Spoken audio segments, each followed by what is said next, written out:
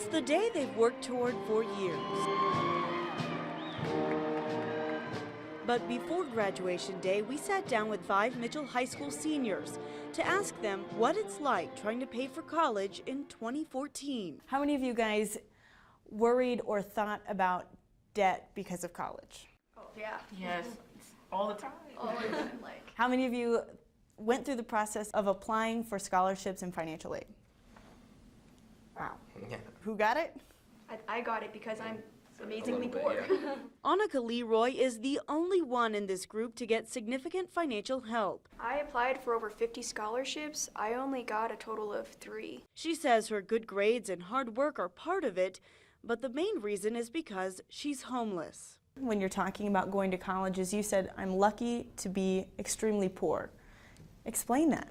My estimated family contribution is 0 because I don't have really a family who can, let alone provide a place to live, but provide money for college. So I'm very fortunate for that.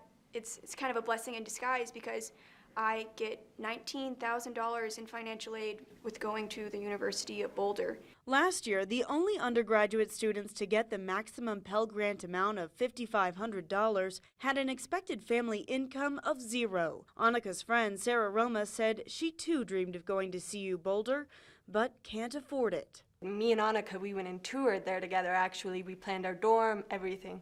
And then we got my financial award packet, and it said the school was not going to help me at all. Sarah is like a lot of middle-class families who fall in the gap when it comes to financial aid because her mom makes about $80,000 a year. That seems like a lot to cover college, but I have medical issues. I have arthritis, and a lot of her income actually goes to that for my treatment, so we really don't have as much as we seem. So she's going to CSU Pueblo instead. It's a growing trend, more students choosing cheaper schools instead of their first pick. Only 60% of students enrolled in their first choice school last year, the lowest since 1974, while the percentage of students who said cost was very important in their choice is at its highest at 46%. That's up 15 percentage points from 2004. So I don't have the means to pay for it, and I don't want to be, just as Michaela said, in years of debt. Zach Egan took a different route, enlisting in the Army.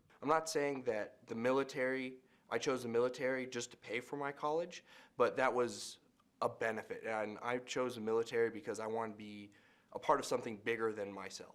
Another trend, declining financial aid, which was rising steadily until about 2010, but now spending on federal grants and loans has decreased in the past few years. It's very frustrating. It's just like, you say there's money out there, but we strive to get it, but we don't receive it. We're working our butts off. But for Karen Cejudo and hundreds of other undocumented students, financial aid isn't an option. They told me if I was a U.S. citizen, they would help me pay all my college. But since I'm not, I can't. Karen Jocelyn Cejudo Fiero. She had hopes of going to the University of Denver, but realized she won't be able to do that if she's paying for classes all on her own. Did you anticipate everybody turning you down? No, actually I thought it was going to be easier than I thought, but it's not. It's harder. Yeah. It's very hard. That's why I'm thinking of going to a cheaper college. She hopes to enroll at a community college and continue to work. So what do you say, class of 2014? Let's go put ourselves